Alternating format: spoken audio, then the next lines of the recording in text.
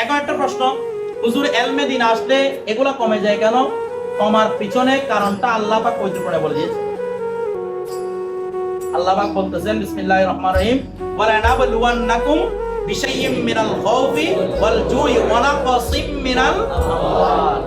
আল্লাহ পাক বলেন যে মাত্র মুমিনের ভিতর ঢুকছো, ওয়ালা নাবলুওয়ান্না 100% আমি পরীক্ষা নিব, একদম 100 পরীক্ষা নিব। এটা যদি পরীক্ষা না আনে বুঝবেন আপনি মুমিনের ভিতর ঢুকতে পারেন না। কেন? যে মাত্র কিতাবে লাইনে ঢুকছেন, কিতাব কিছু পড়তে চাচ্ছেন, ওই মুহূর্তে দেখবেন আল্লাহ পাক বলেন পরীক্ষা নিয়ে আসুন। এখন ওয়ালা নাবলুওয়ান্না 100% পরীক্ষাটা আসবে। বিশাইইম মিনাল খাউফি ওয়াল জু, আপনাকে আল্লাহ ক্ষুধার্ত রাখবেন।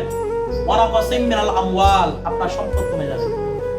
কথাটা বুঝতেছেন? এরপর আল্লাহ বলে ওয়াল আনফুস ওয়াস সামারাত, ওয়াল আনফুস আপনার নিজের নফসের উপর বড় বড় একটা বিপদ আসতে থাকবে। ওয়াস সামারাত আপনার বাবা মা, আপনার সন্তান সন্ততি, আপনার আত্মীয়স্বজন, আপনার যারা আন্ডারে আছে, দেখবেন শুধু বিপদের উপর বিপদ আসতেছে। কেন? এটা আল্লাহ পাকের পরীক্ষা। আল্লাহ পাক নিবে বলছেন।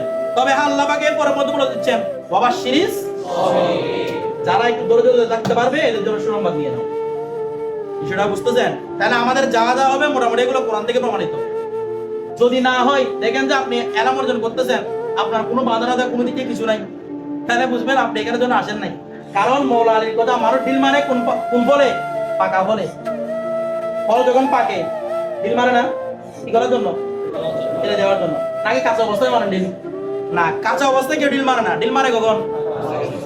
আপনি যখন এলমে দিয়ে ঢুকছেন, পাকা হতে শিখছেন, শয়তান আপনাকে ঢিল মারা শুরু করবে। আল্লাহর পরীক্ষাটা আপনার সামনে গজবের মতো করে তৈরি করবে। পরীক্ষা হচ্ছে আল্লাহ, কিন্তু শয়তান বলবে এটা তোমার উপর কি গজব, তুমি সর্বপ্রথম কিতাব ছাড়ি দাও।